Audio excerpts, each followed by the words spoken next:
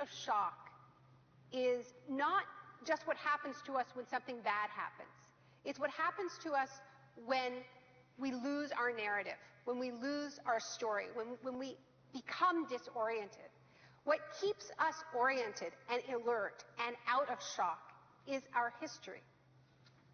So a period of crisis like the one we're in is a very good time to think about history, to think about continuities, to think about roots. It's a good time to place ourselves in the longer human story of struggle.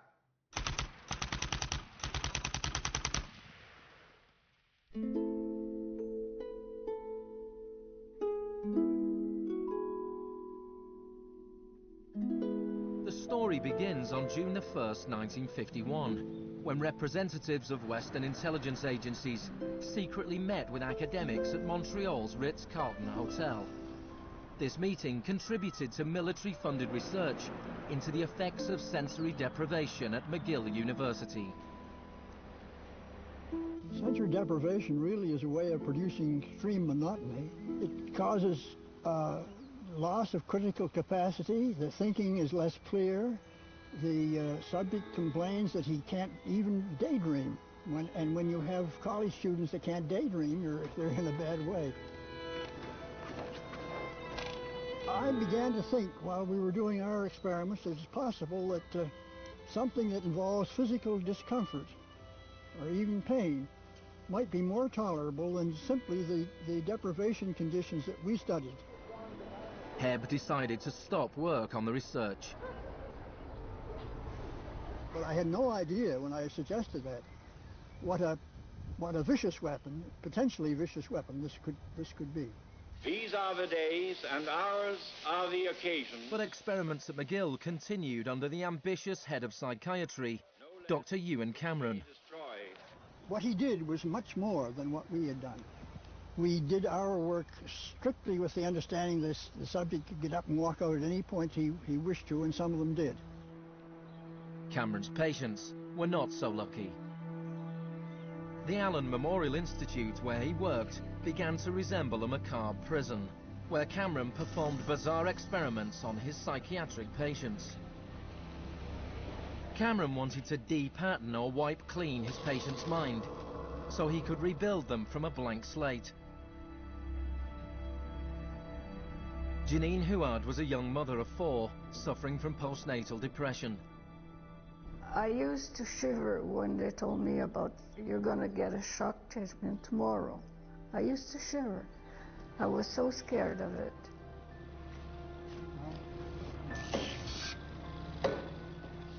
And I would wake up in another room, all mixed up and sad, and it used to make me very sad after.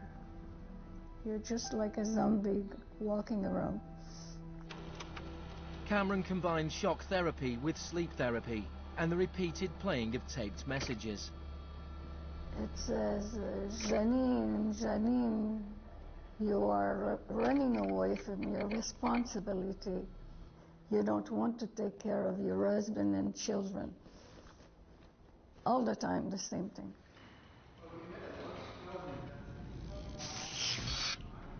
It sounds like you were being interrogated. Yes, interrogation, but for what purpose?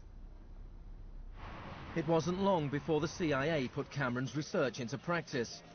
Many of his techniques appear in the agency's Covert Counterintelligence Interrogation Manual. These words are from the manual. It's a fundamental hypothesis of this handbook that these techniques are in essence methods of inducing regression of the personality. There is an interval, which may be extremely brief, of suspended animation, a kind of psychological shock or paralysis. Experienced interrogators recognize this effect when it appears, and know that at this moment the source is far more open to suggestion, far likelier to comply than he was just before he experienced the shock.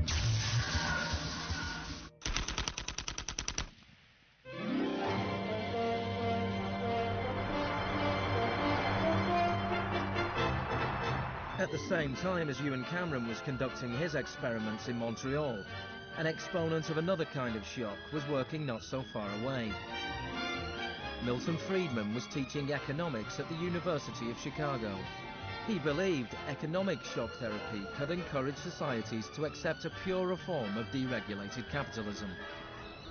In October 2008, in the midst of the biggest financial crisis since 1929, Naomi Klein went to the University of Chicago to talk about Milton Friedman. When Milton Friedman turned 90, the Bush White House held a birthday party for him. And everyone made speeches, including George Bush. But there was a really good speech that was given by Donald Rumsfeld. My favorite quote in that speech from Rumsfeld is this. He said, "Milton is the embodiment of the truth that ideas have consequences." What I want to argue here is that the economic chaos that we're seeing right now on Wall Street and on Main Street and in Washington stems from many factors, of course, but among them are the ideas of Milton Friedman. The Wall Street crash of 1929 led to the Depression of the 30s.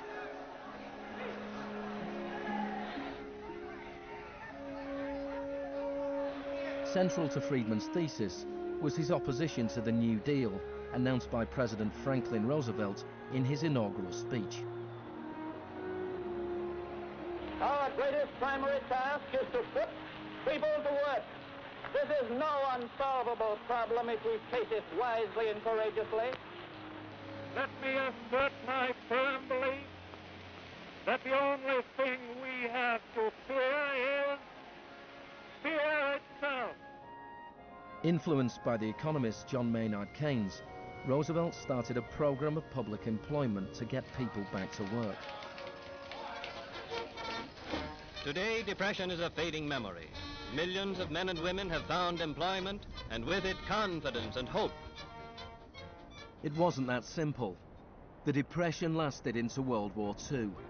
But after the war, the Marshall Plan spread Keynes's model of government regulation and intervention to Europe.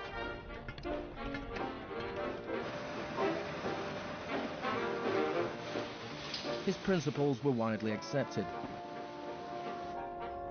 but not in the economics department of the University of Chicago. Milton Friedman from this university waged a war against the New Deal. Friedman was a member of a group called the 𝗂𝗏 Society, led by the Austrian economist Friedrich von Hayek. They believed that if government stopped providing services and stopped regulating markets, the economy would correct itself.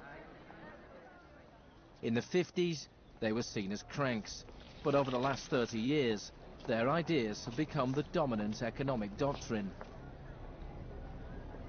The thesis of the shock doctrine is that we've been sold a fairy tale about how these radical policies have swept the globe. That they haven't swept the globe on the backs of freedom and democracy, but they have needed shocks, they have needed crises, they have needed states of emergencies. Milton Friedman understood the utility of crisis.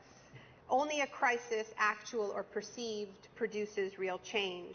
When that crisis occurs, the actions that are taken depend on the ideas that are lying around.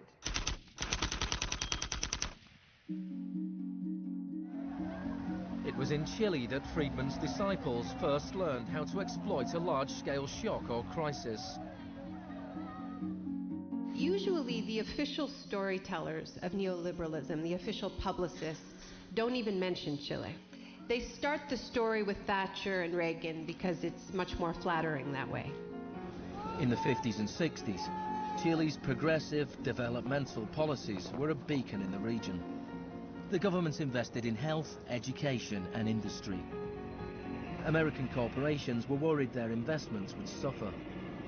In response, the US State Department began sponsoring students from Chile and the rest of South America to study free market economics with Milton Friedman. The University of Chicago had a joint arrangement with the Catholic University of Chile, under which a great many Chilean students came to the University of Chicago, were trained by us and received PhDs. These students went back and taught in Chile. The Catholic University Economics Department in Santiago became a little Chicago school. 𝗯𝗿𝗶𝗶𝗀𝗇, the economist in charge of the program, described himself as a seriously dedicated missionary. In 1970, Salvador Allende's Popular Unity government won the election on a platform of nationalization of large sectors of the economy. Chile's phone company was majority owned by the US corporation ITT. It spearheaded attempts to stop Allende becoming president. It had the support of Richard Nixon in the White House. I was not there, but I can tell you what we now know to be a fact. He ordered the CIA to prevent Allende from assuming the presidency. And indeed, they tried to get me to lean on the Chilean military right after Allende was elected. Despite the efforts of the CIA, Allende was sworn in as president.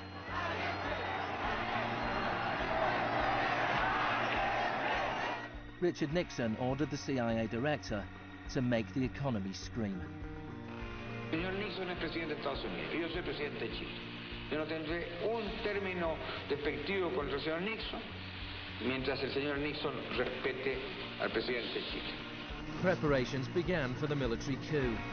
The Chilean Chicago boys started work on a 500-page economic blueprint called the BRIC. With US funding, everything was done to destabilize the economy. Truck drivers went on strike, bringing factories and shops to a standstill. There was a failed coup attempt on June the 29th, 1973. And then on September the 11th, with General Pinochet leading the army, the assault began on the presidential palace.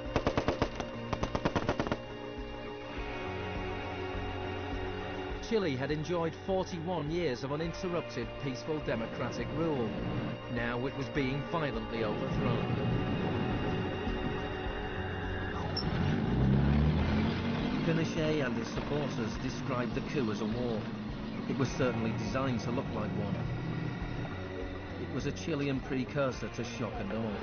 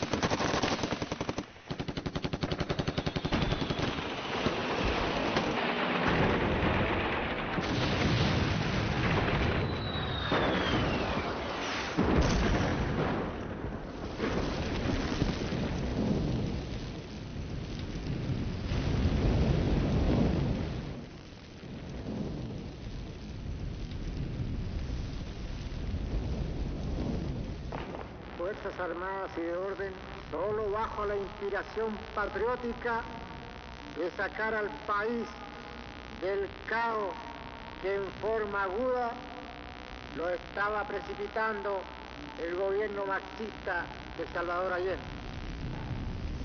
The Chicago boys delivered their economic blueprint, the BRIC, to Pinochet.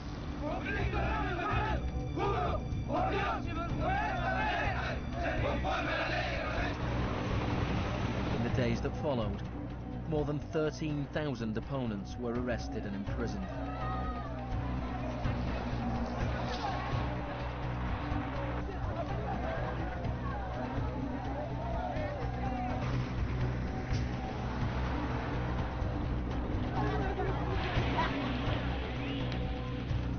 Thousands of prisoners were held in the National Stadium.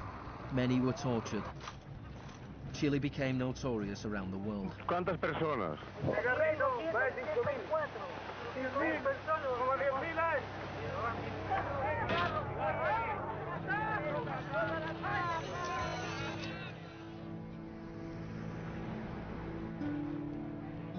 At the beginning of November, 5,000 prisoners were released. The 900 they left behind were transferred to other detention centres.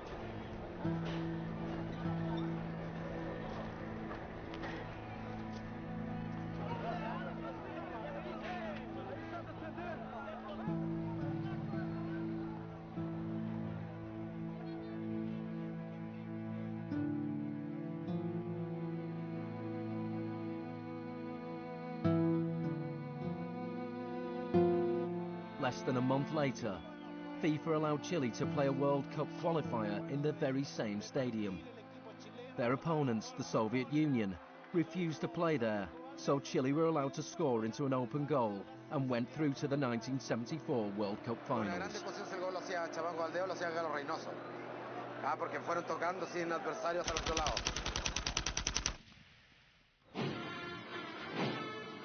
With the population in shock, Pinochet imposed the policies recommended by the Chicago Boys: removal of price controls, the sale of state companies, the removal of import barriers and cuts to government expenditure. Friedman later openly acknowledged the importance of the Chilean experiment. Here was the first case in which you had a movement toward communism, which was replaced by a movement toward free markets. It didn't work.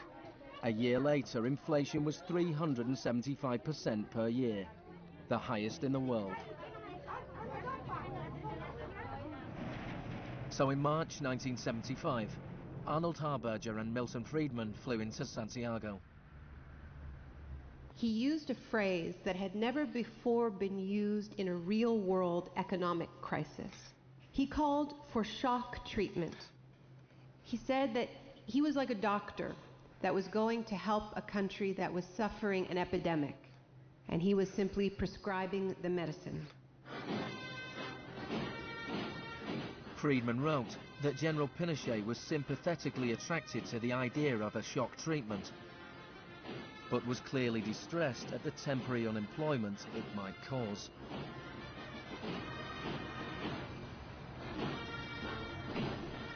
It rapidly became clear that Friedman's economic policies benefited the wealthy at the expense of the poor.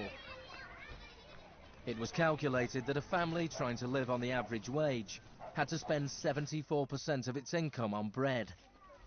Items such as bus fares or milk became luxuries, and Pinochet got rid of free milk in school, a move that echoed the controversial policy of the young education minister in Britain, who would later become his friend.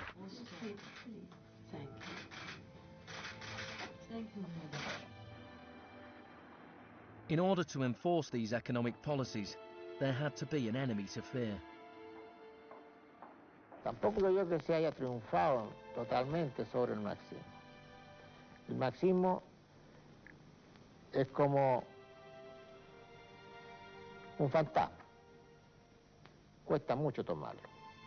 Mejor dicho, no se puede tomar.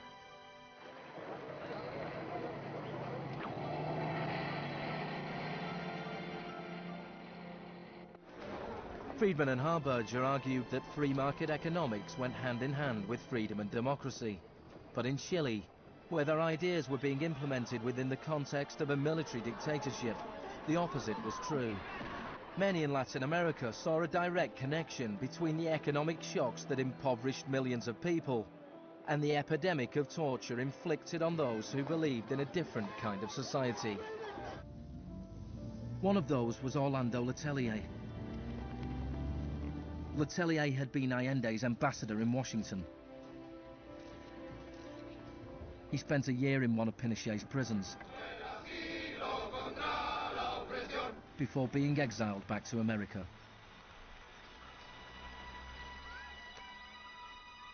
In 1976, Letelier wrote, "The economic plan has had to be enforced, and in the Chilean context, that could only be done by the killing of thousands, the establishment of concentration camps all over the country, and the jailing of more than 100,000 persons in 3 years."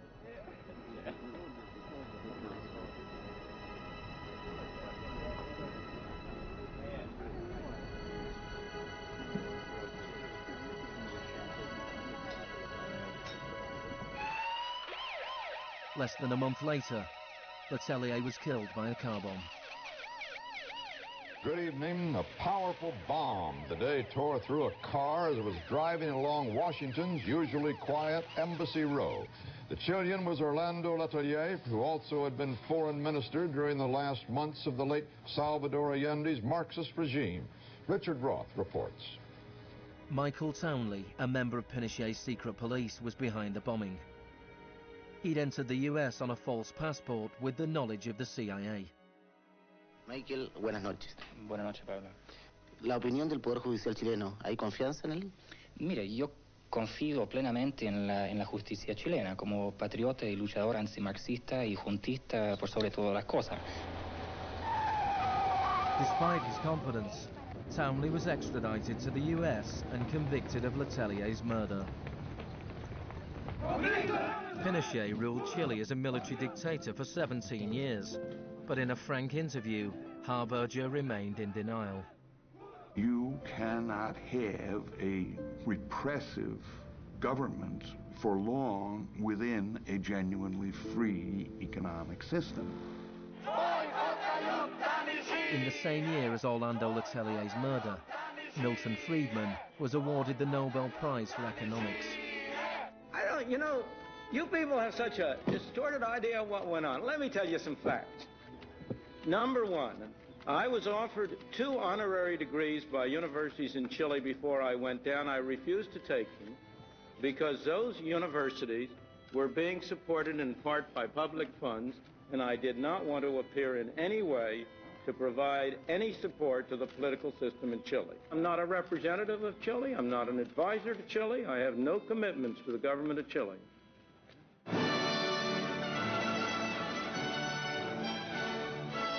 I now turn to you, Professor Milton Friedman.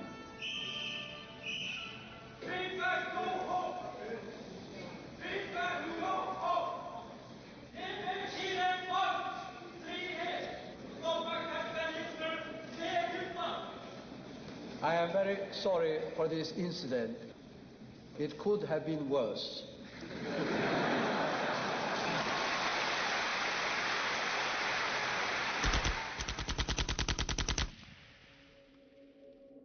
What I'm trying to do in the shock doctrine is tell an alternative history of how this savage stream of pure capitalism that we've been living, capitalism unrestrained, came to dominate the world. Chile wasn't the only country in South America to adopt Chicago school policies. Friedman's disciples held key positions in Brazil and advised the governments of Uruguay. Then on March the 24th, 1976, a military coup overturned the government of Isabel Perón in Argentina. A junta of 3 generals took over the country, led by General Videla. Chicago boys landed key economic posts in the military government. They seized the opportunity for major economic and social re-engineering. And within a year of the coup, wages lost 40% of their value, factories closed, poverty spiraled. Just as in Chile, people had to be terrorized into accepting these economic policies. Videla learnt from Pinochet's experience. He adopted the tactic of disappearing people. Striking a balance between public and private horror, disappearances were often carried out in broad daylight, but could always be denied.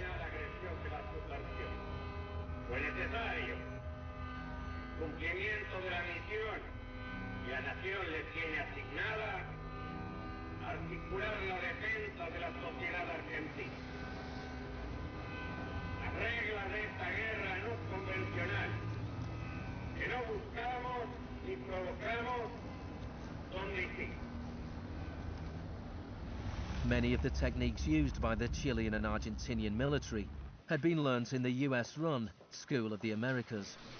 Torture techniques taught, from rape to derobing to torture with pointed objects, breaking of extremities, poking eyes out, branding, In Latin America, there are various regimes which at the moment are abusing human rights. Political murder, torture, deportations, imprisonment without trial, using the techniques they may have learned in this establishment. You may be right. If you can say that the skills which we've taught here have been applied, I can't deny that. The use of torture of a known enemy soldier to gain some kind of military advantage, I think is justifiable and smart. To go beyond that, to use torture techniques merely to intimidate people is completely wrong, unethical and immoral. But in Argentina and Chile, these techniques were not used just on soldiers or terrorists. They were used on students and union members. They were used on anyone who opposed the free market economic policies of the regime.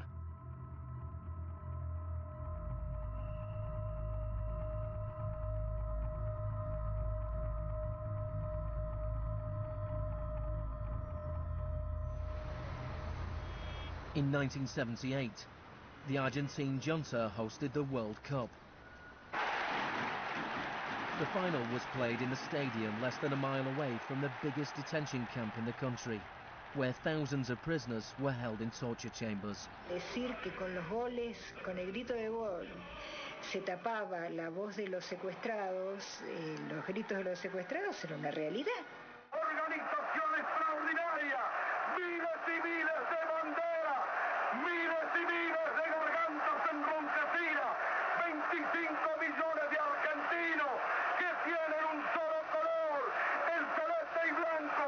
El fútbol ha hecho el milagro del país, de este maíz maravilloso que nos siguen atacando aquellos que... And Argentina took their terror regime one step further than Chile. Among the disappeared were hundreds of pregnant women who were allowed to give birth before being murdered. De todas aquellas mujeres que estaban embarazadas, les permitieron tener a sus hijos para una vez que nacieran sacárselos. Y eso sucedió con 500. Yo soy uno de esos 500. Those children, many of whom were raised by families connected to the military, were a powerful reminder of the junta's project to re-engineer an entire society.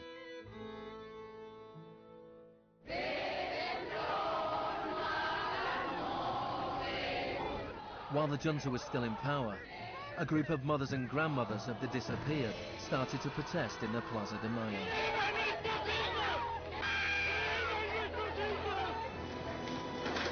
They turned detective, searching for the disappeared children. After the junta collapsed, some were found and reunited with their families. Occasionally they found remains. Mostly they found nothing.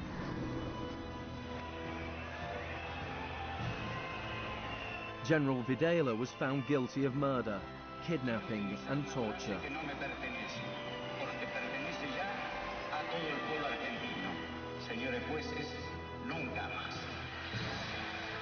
He was sentenced to life in prison.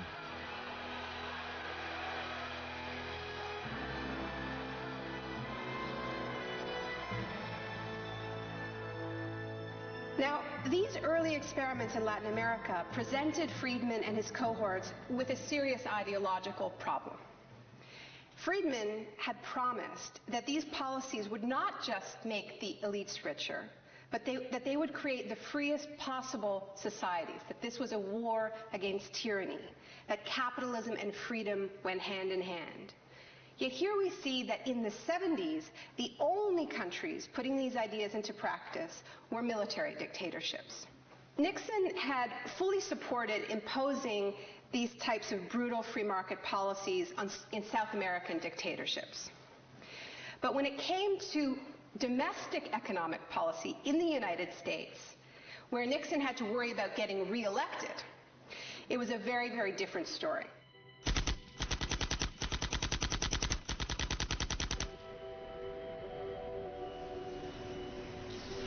Friedman enjoyed a friendly relationship with Nixon. several of his Chicago school colleagues and disciples were recruited to work for the government. Donald Rumsfeld was one of them. So help me God. Congratulations. Thanks, But in 1971, with the economy in a slump, Nixon turned his back on Friedman's ideas and imposed a wage and price control policy. He put Rumsfeld in charge. Which is essentially a problem of supply and demand. I have for long been opposed to the wage and price control. I believe it involves government intervention with the freedom of individuals, and I think it's intolerable. The Keynesian policy was a success, and Nixon won a second term with a landslide majority. It was a blow for Friedman. Then in 1979, Margaret Thatcher was elected Prime Minister of Britain. Her intellectual guru was Milton Friedman's old mentor, Friedrich von Hayek. And just over a year later, Ronald Reagan was elected President of the United States.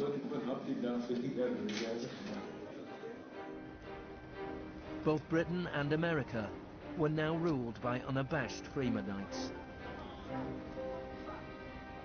Margaret Thatcher's program when she came in had 4 planks. Cut government spending, cut tax rates, reduce government ownership and operation of industries or regulation of industry, and have a moderate and stable monetary policy to bring down inflation. Within her first 3 years in office, unemployment doubled in parts of the economy, leading to waves of strikes. Thatcher's personal approval rating slumped to 25%. There were riots in Britain's major cities. Even Margaret Thatcher's admirers had their doubts.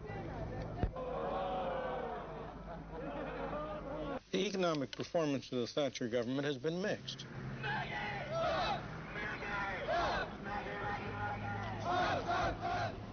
To those waiting with bated breath for that favorite media catchphrase, the U-turn, I have only one thing to say. U-turn if you want to. The ladies not for turning. Friedrich von Hayek urged Thatcher to copy Pinochet's economic shock therapy policies. Thatcher replied, "In Britain, with our democratic institutions and with the need for a high degree of consent, some of the measures adopted in Chile are quite unacceptable." Thatcher's profound unpopularity seemed to be proving once again that free market fundamentalism was simply too unpopular, too directly harmful to too many people to survive in a democratic state where governing requires getting the consent of the governed, unlike a military dictatorship. What pulled Thatcher back from the abyss and ultimately saved the project was a crisis. Indeed, it was the ultimate crisis. It was a war.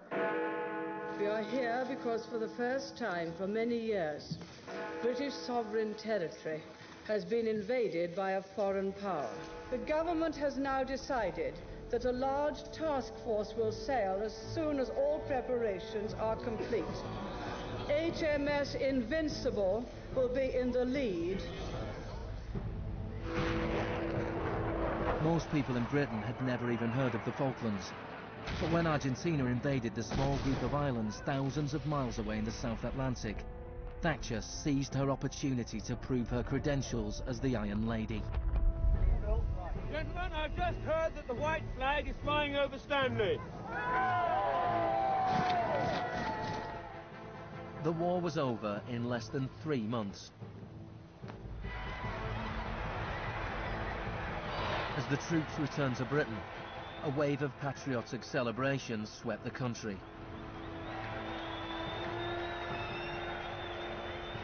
Thatcher won the 1983 elections with a massive majority. She could now push through a form of the economic shock therapy witnessed in Chile.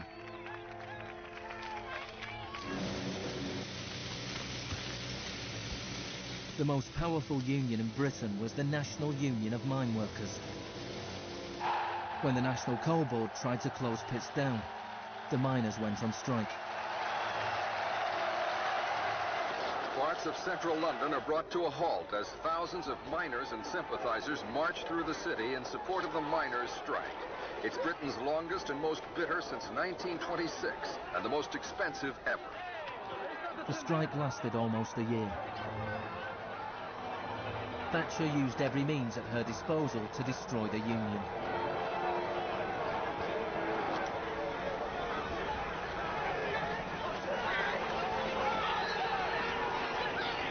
Eventually, the miners were defeated.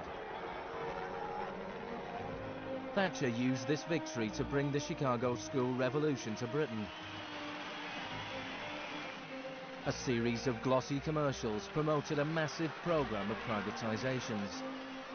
Thatcher sold off the steel industry, water, electricity, gas, telephones, airlines, oil.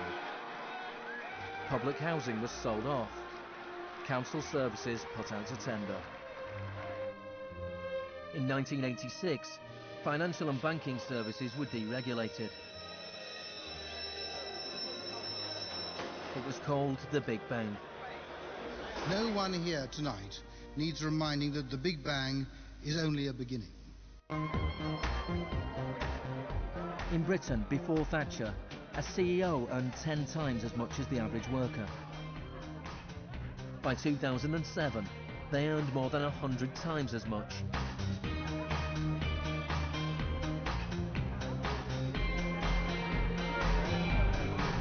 In the US before Reagan, CEOs earned 43 times as much as the average worker.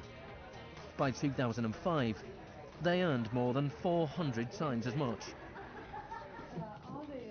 Friedman openly acknowledged the importance of Thatcher and Reagan in the spreading of Chicago school policies around the world. The coincidence of Thatcher and Reagan having been in office at the same time was enormously important for the public acceptance worldwide of a different approach to economic and monetary policy. Thank you very much. What I'm describing now is a plan and a hope for the long term. The march of freedom and democracy, which will leave Marxism, Leninism on the ash heap of history as it has left other tyrannies which stifle the freedom and muzzle the self-expression of the people.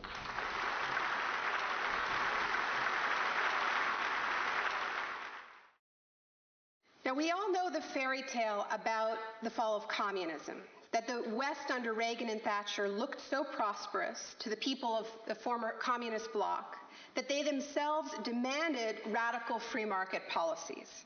Now, this really is a fairy tale.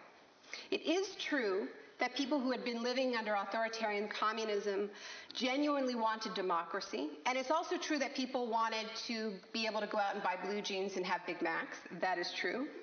But that does not mean that they wanted the kind of Wild West capitalism of oligarchs gone mad and no social protections that so many Eastern Bloc countries actually ended up with and suffer under to this day.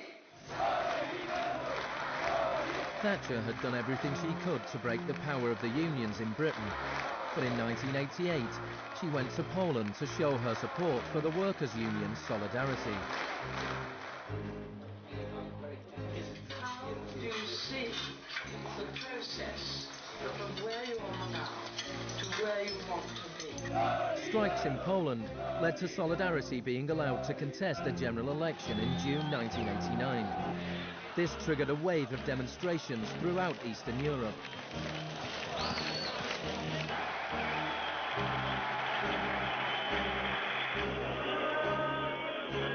In the past, the Soviet Union had used military force to crush democratic movements. But the Soviet Union had a new type of leader, Mikhail Gorbachev, who was committed to glasnost and perestroika. He talked about a third way, a gradual transition to Scandinavian-style social democracy, something between free market capitalism and communism. Gorbachev charmed the public and politicians of the West.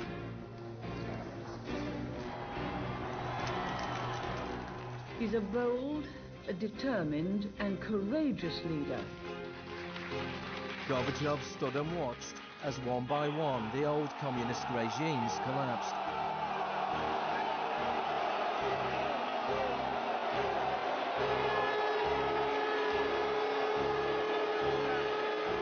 At the end of the year, the most famous symbol of the division of Europe came tumbling down.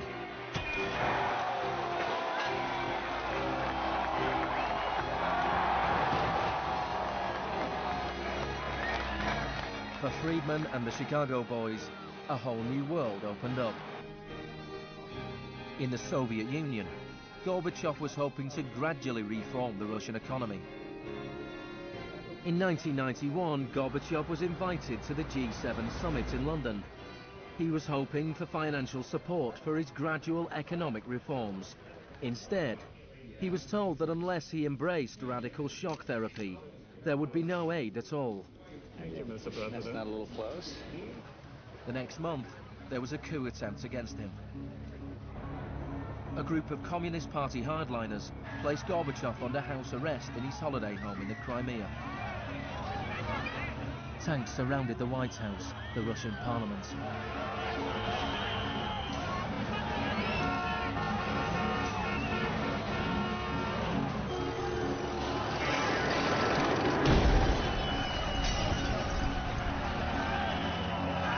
Amid the chaos of street clashes, it was obvious that to reinforce their position, the hardliners would have to resort to violence. Such action between the people and the security forces has not been seen since the early days of the Russian Revolution. By dawn this morning, amid a sea of debris, it was becoming clear that the coup was disintegrating. The Russian parliament building was unscathed. The military had not made their move. Inside, Boris Yeltsin was more powerful than ever.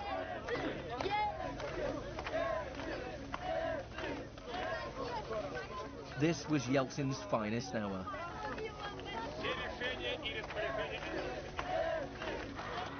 Gorbachev was released and he returned to Moscow, but he had lost much of his power. Я выражаю признательность за принципиальную позицию россиянам, президенту России Борису Николаевичу Ельцину. In December 1991, the Soviet Union was dissolved, a profound shock for the Russian people. Yeltsin was now in charge of economic policy for the Russian Federation. The free market came to Russia. There was chaos. The adoption of Chicago school policies in Russia marked the beginning of a new chapter in the free market crusade. It was all shock, no therapy.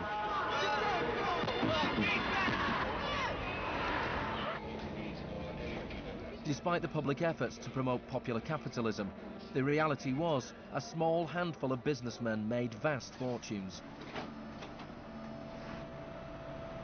State industries were sold off at bargain basement prices. The Russian press dubbed Yeltsin's advisors the Chicago boys.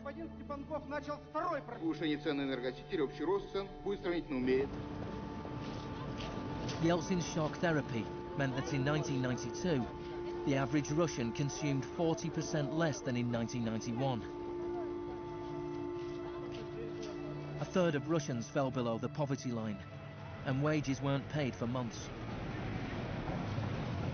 One expert today predicted 140 million Russians will soon be living below the poverty line. Corruption was rife. Organized crime boomed. Moscow became the new Wild West.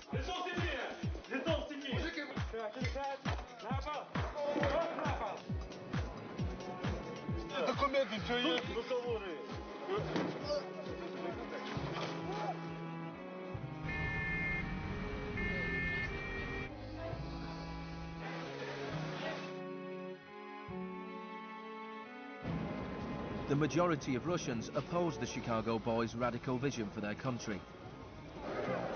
In March 1993, Parliament made a crucial decision. It voted to repeal the special powers it had given to Yeltsin. Yeltsin declared a state of emergency.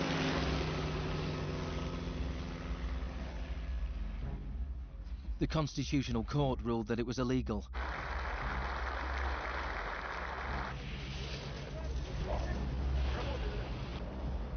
On September 21st, Yeltsin took the Pinochet option and dissolved Parliament. Сегодняшнего дня прерывается осуществление законодательной, распорядительной и контрольной функций съезда народных депутатов. The West threw its weight behind Yeltsin. We feel that Boris Yeltsin is the best hope for democracy in Russia. 2 days later, Parliament voted to impeach Yeltsin by 636 votes to 2. Thousands of supporters of the Parliament gathered outside the White House and marched on the television station.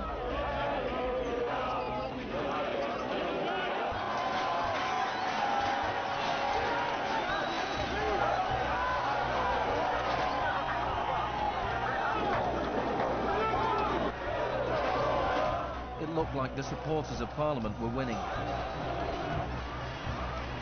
Yeltsin flew back to Moscow from his holiday home. That night, 100 demonstrators were killed as the Yeltsin authorities fought back.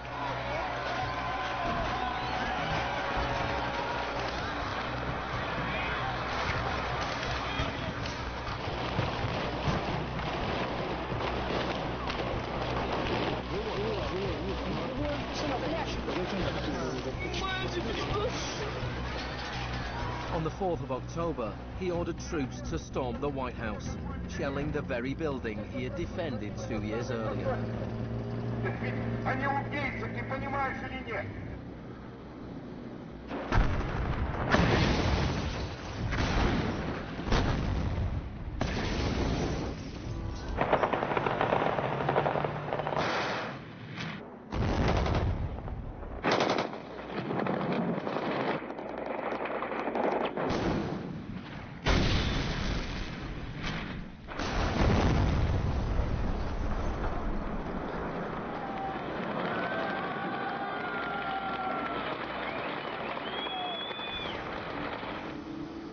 Warren Christopher, the US Secretary of State, said, "The United States does not easily support the suspension of parliaments, but these are extraordinary times."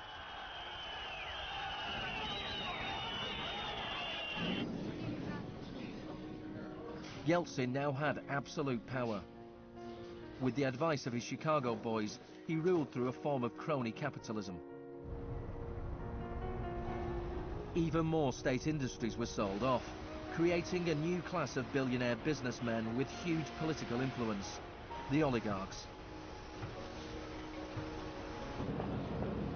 By 1998, 80% of Russian farms were bankrupt and 70,000 state factories were closed.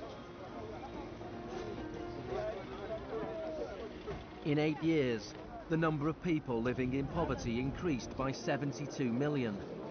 Meanwhile, Moscow would go on to have more billionaires than any other city in the world.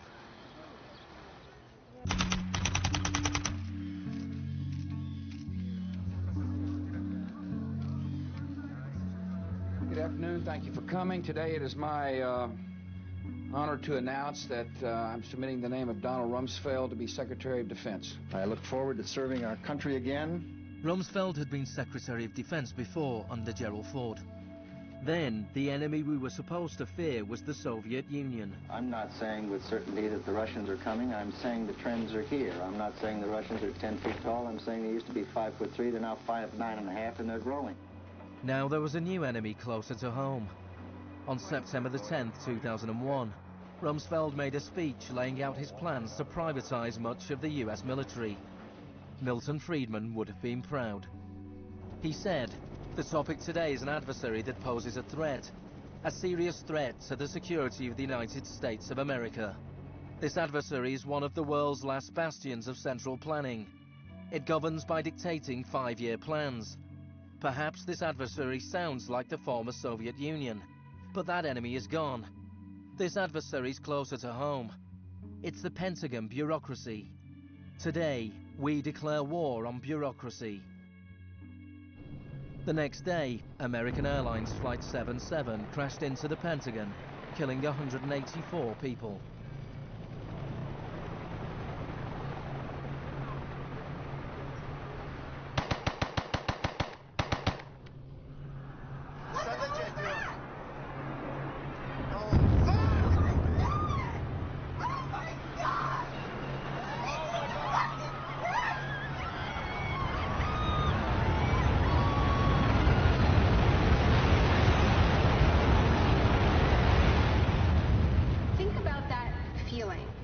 Those attacks. Who are these people? Where did they come from? Why do they hate us? There was a total loss of collective narrative. We were not living in the world that we thought we lived in. And we kept hearing from our political leaders that everything we thought we understood before the attacks no longer applied. There was a new phrase, pre-9/11 thinking. And what happened in that moment is that suddenly news stories sort of magically appeared. That we were in a clash of civilizations. That's the world that we suddenly lived in. That there was an axis of evil, and that we were fighting a war against terror. This abstract, unwinnable war has had huge economic consequences. Before 2001, Homeland Security barely registered as an industry. Today, it is bigger than Hollywood and the music industry combined. Between September the 11th, 2001 and 2006, the Department of Homeland Security handed out $130 billion to private contractors. This is the disaster capitalism complex, a new economy built on fear. This will be a monumental struggle of good versus evil.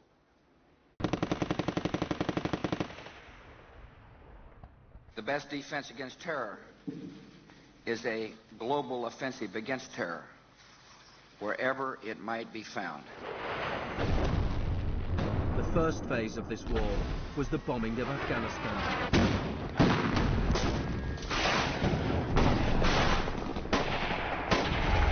The Taliban government was quickly overthrown.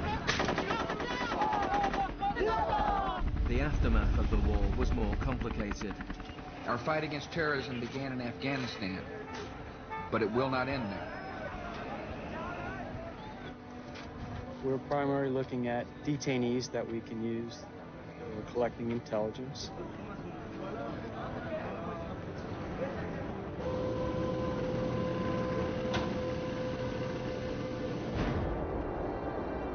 Guantanamo was the first time that the techniques of the Kubark Manual were explicitly and publicly being used by American forces, officially sanctioned in the White House and openly broadcast on television around the world. Isolation, both physical and psychological, must be maintained from the moment of apprehension. The capacity for resistance is diminished by disorientation. Prisoners should maintain silence at all times. They should never be allowed to speak to each other. 3 of the prisoners were Asif Iqbal, Ruhal Ahmed and Shafiq Rasool from Tipton in England. They spent more than 2 years in Guantanamo before being released without charge. Mentally, yeah, you couldn't speak to nobody, you couldn't do nothing, you couldn't stand up. And just sitting there, you'd be in your thoughts all the time thinking, what the hell's going on, where the hell am I? Am we going to be staying here for the rest of our lives? Are we going to be going back home? Will we ever see our family again?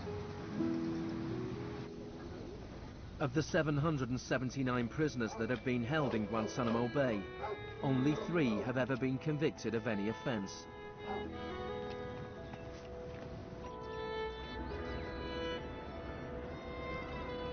Well, the only thing I know for certain is that these are bad people. It was a message to the whole world, and the message was clear. It was, this is what happens to you if you get in our way. The war on terror is not about one man, and it is not about one country. there were many justifications given for the invasion of Iraq. But if the US had really wanted to attack a country where the leaders of Al-Qaeda were thought to be hiding, which had nuclear weapons and was selling nuclear technology to other countries, then Pakistan would have been the obvious choice. It had close connections to the Taliban and was being run by a military dictator. Instead, George Bush chose to target Iraq, a country with the third largest oil reserves in the world.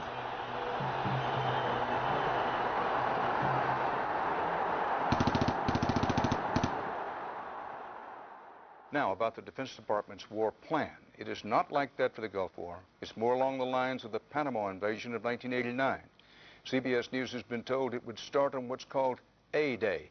A as in airstrikes. Airstrikes so devastating, they would leave Saddam's soldiers unable or unwilling to fight. The idea is to rain down the thunder so hard as to create, quote, shock and awe. If the Pentagon sticks to its current war plan, one day in March, the Air Force and Navy will launch between 300 and 400 cruise missiles at targets in Iraq. More than were launched during the entire 40 days of the first Gulf War. The sheer size of this has never been seen before, never been contemplated before. Harlan Ullman is one of the authors of the shock and awe concept, which relies on large numbers of precision-guided weapons. So that you have this simultaneous effect, rather like the nuclear weapons at Hiroshima, not taking days or weeks, but in minutes.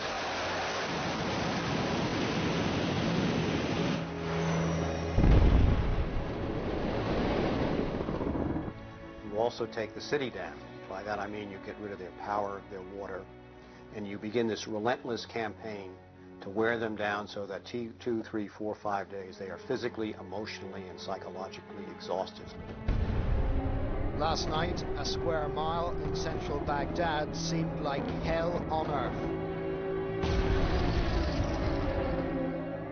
During the first wave of the bombing, the citizens of Baghdad suffered a version of the sensory deprivation described in the Kubark manual.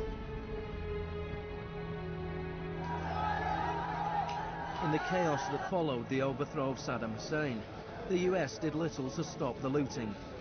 Some US officials even thought it gave them a head start on dismantling the Iraqi state.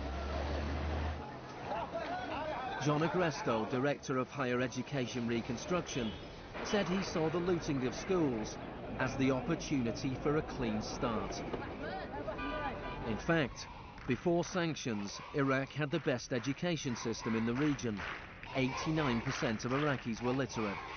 By contrast, in New Mexico, John Agresto's home state, 46% of the population were functionally illiterate.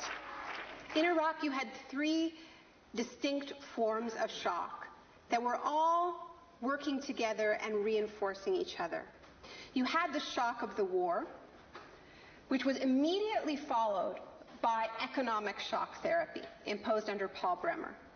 And as resistance to that economic transformation, that very rapid economic shock grew, you had the shock of enforcement, including torture. 3 different kinds of shock.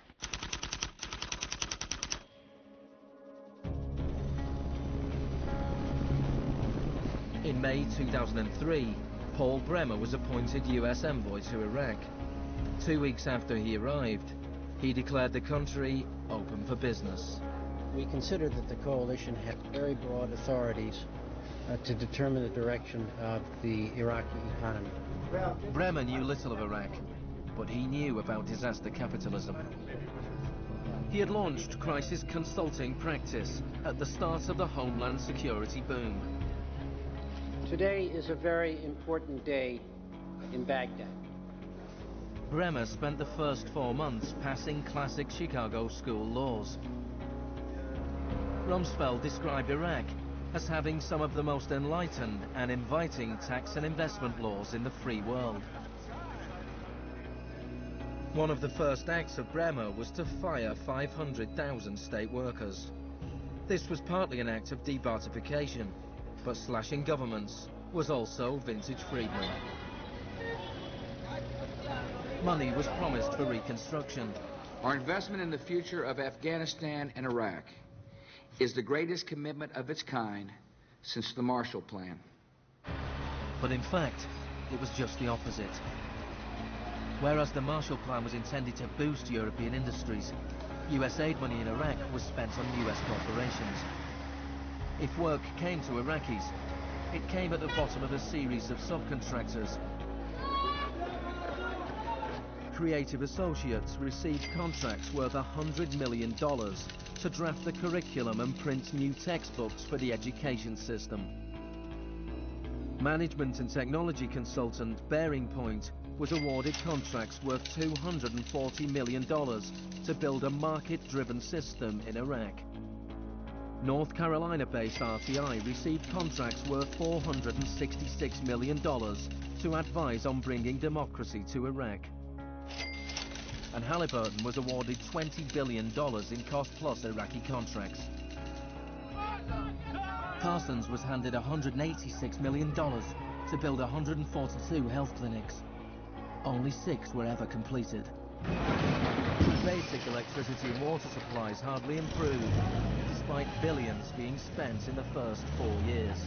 We're going to succeed here, and when we succeed here, we will have done something important, not just for 25 million Iraqis. We will have done something that serves Western interests in this whole region. Even the new Iraqi currency was printed abroad. Let me show you an example of these notes.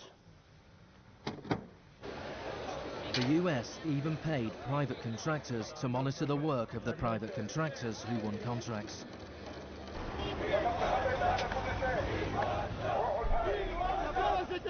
I was in Baghdad in 2004, and this is the period when bombs started to go off regularly in Baghdad. In fact, the night that I arrived, a bomb went off very near a hotel. But what was really striking to me in this period was that despite the violence and despite the chaos, the next day, Iraqis were out in the streets protesting. 19 killed and 100 injured in Najaf. And what they were demanding at this time was elections, the right to actually have a say in what the post-Saddam era would look like. Now, in the early days of the occupation, the protests were peaceful, but as time went on, and the protests didn't have an effect, more and more Iraqis joined the armed resistance.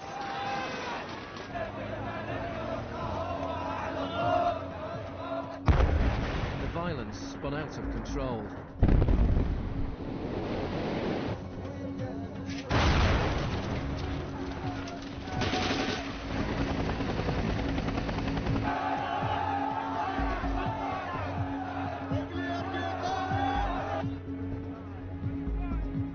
As in South America 3 decades earlier, bodies were often dumped by the roadside as a warning to others. These were Iraq's disappeared.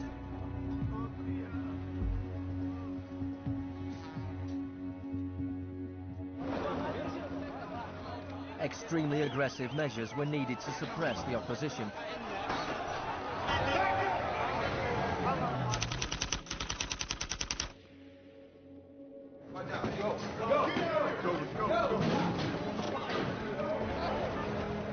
The first 3.5 years of the occupation, 61,500 Iraqis were captured. By spring 2007, 19,000 remained in custody. In prison, they were interrogated using techniques that could be traced to those devised by the CIA from Ewan Cameron's experiments in the 50s.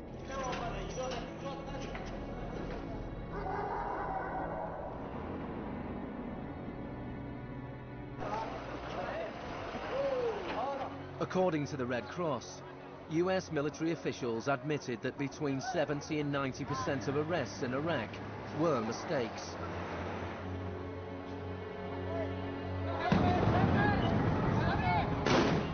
The chaos in Iraq seems like a defeat for shock therapy. But in Iraq, disaster capitalism moved on. Now the disaster itself provided the opportunity for profit.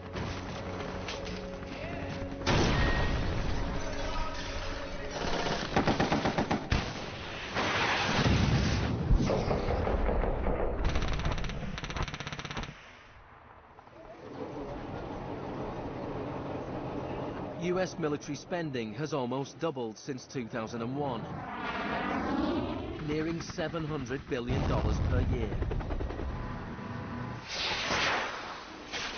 As long ago as 1961, President Eisenhower, not a noted liberal, warned of the danger of a too powerful military. Now, this conjunction of an immense military establishment and a large arms industry is new in the American experience. We must guard against the acquisition of unwarranted influence, whether sought or unsought, by the military-industrial complex. We must never let the weight of this combination endanger our liberties or democratic processes. The war in Iraq is the most privatized war in modern history. The Green Zone in Baghdad is an extreme version of what is happening around the world. A privatized, secure world protected from the chaos outside.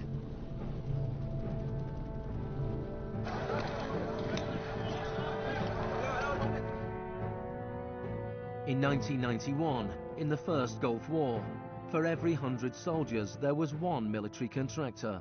In 2003, at the beginning of the war in Iraq, for every 100 soldiers, there were 10 contractors. By 2006, for every 100 soldiers, there were 33 contractors. A year later, for every 100 soldiers, there were 70 contractors. By July 2007, there were more contractors than soldiers in Iraq. This was going beyond what even Milton Friedman had dared to hope. The only things I would not denationalize are the armed forces, the courts, and some of your roads and highways. One of the most high-profile contractors was Blackwater USA. During the April 2004 uprising in Najaf, Blackwater assumed command over US Marines. Dozens of Iraqis were killed during the operation.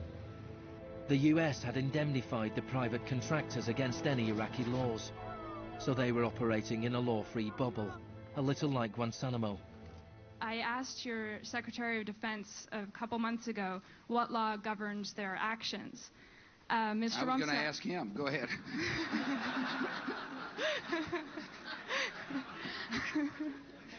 Help. Well, I was hoping.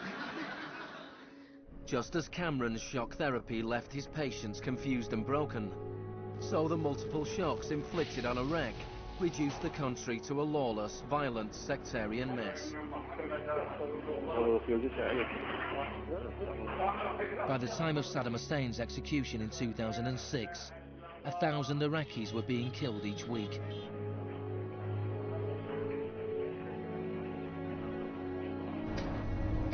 By April 2007, the United Nations High Commission for Refugees estimated 4 million people had had to leave their homes.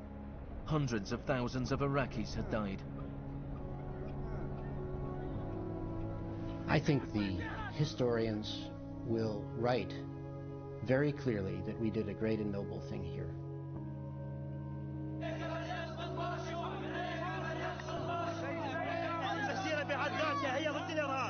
ضد الإرهاب الأمريكي، لأن الأمريكان يقتلون النساء ويعتقلون النساء ويقتلون الأطفال ويهينون الشيوخ ويقتلون الشباب. أمريكا بحالها هي الإرهاب.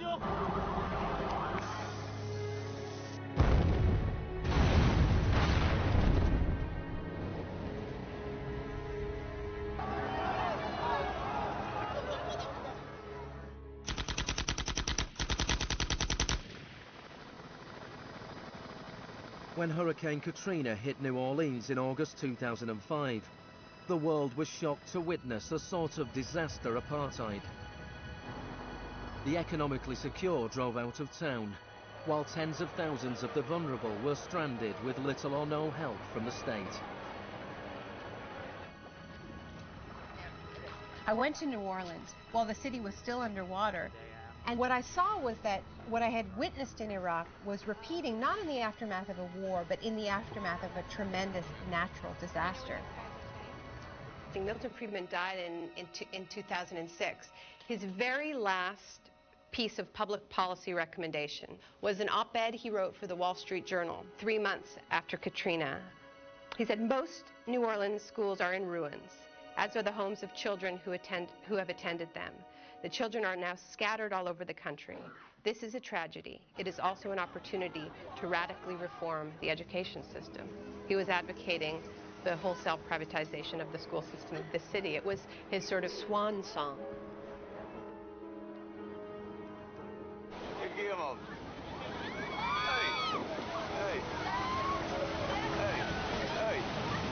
I'd witnessed a similar process in Sri Lanka in the aftermath of the 2004 tsunami.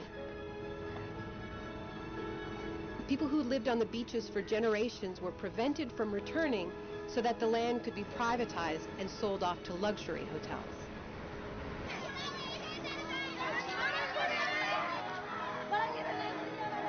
And this is exactly what I mean by the shock doctrine, the systematic raiding of the public sphere in the aftermath of a disaster, when people are too focused on the emergency, on their daily concerns, to protect their interests.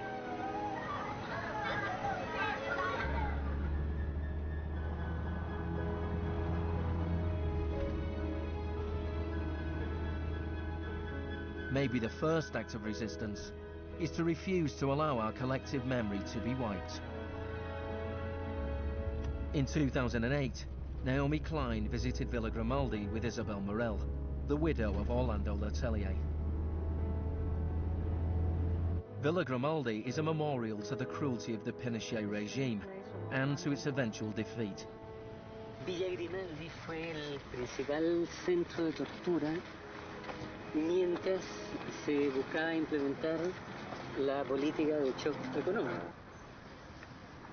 Esta es la que tú señalas en el libro como las casas de uno por uno donde estaban los detenidos en Villa Grimaldi. It's not that I loved Pinochet, but I think that he was our teacher in many things. We learned about evil.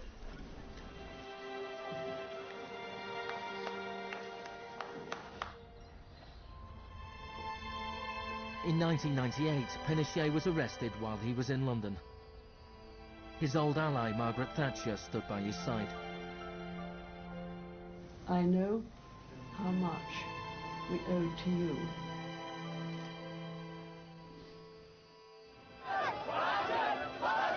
It took 30 years for the economic experiment originally test-driven by Pinochet to make its way around the globe to Iraq.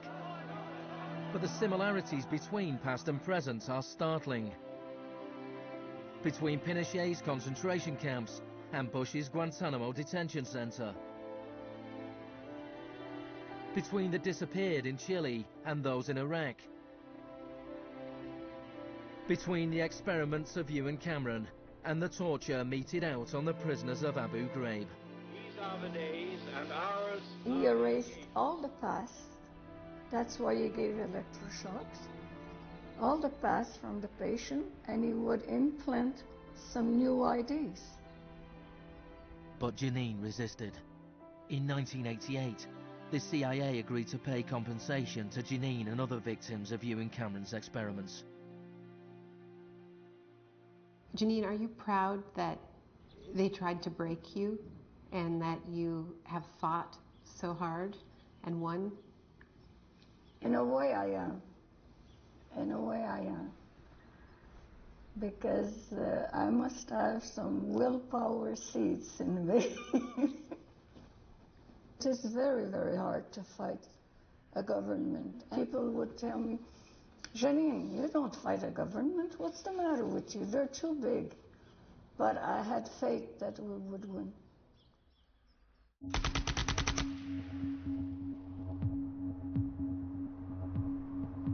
It is in the nature of unregulated markets to be volatile.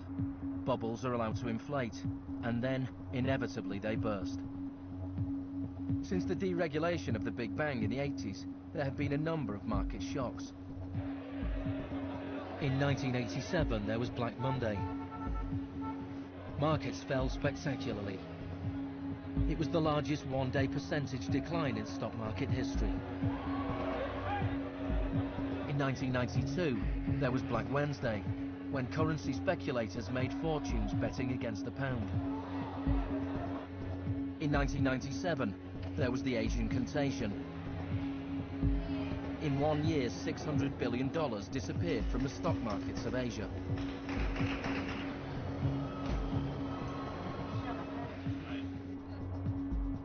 And then, in September 2008, the financial markets imploded. The market is not functioning properly. There has been a widespread loss of confidence.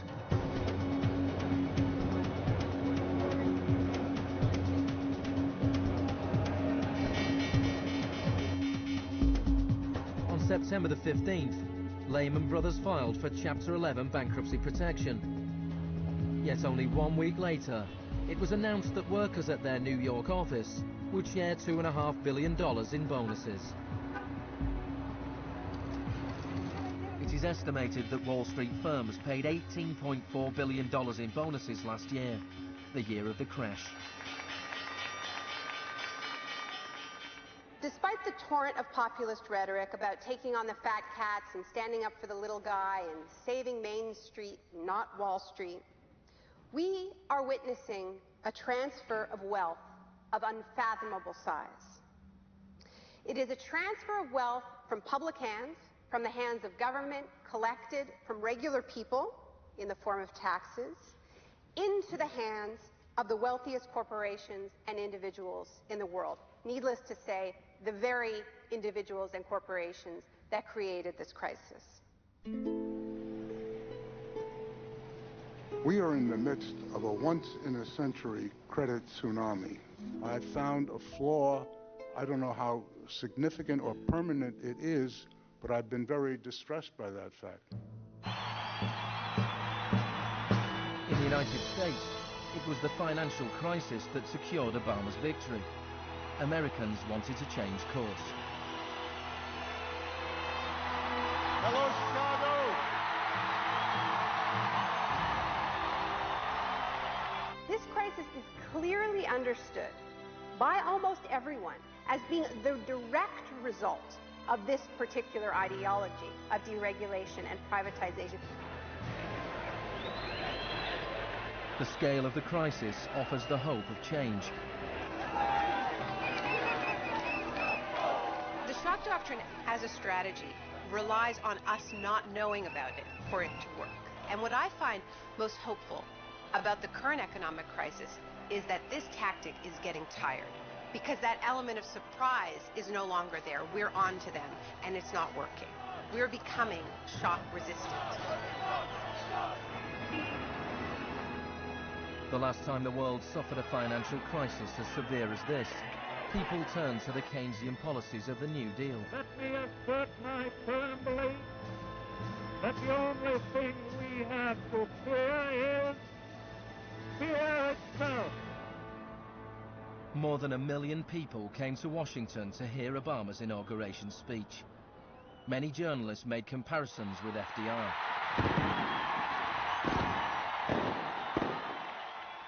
Now, there's been a lot of talk recently about comparing Obama to Franklin Delano Roosevelt.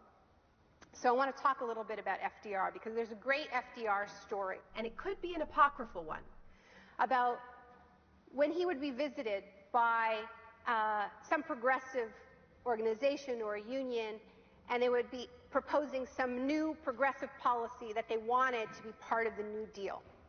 And he would hear them out, and he would listen to them, and then at the end he would say, "Now go out there and make me do it." And they did.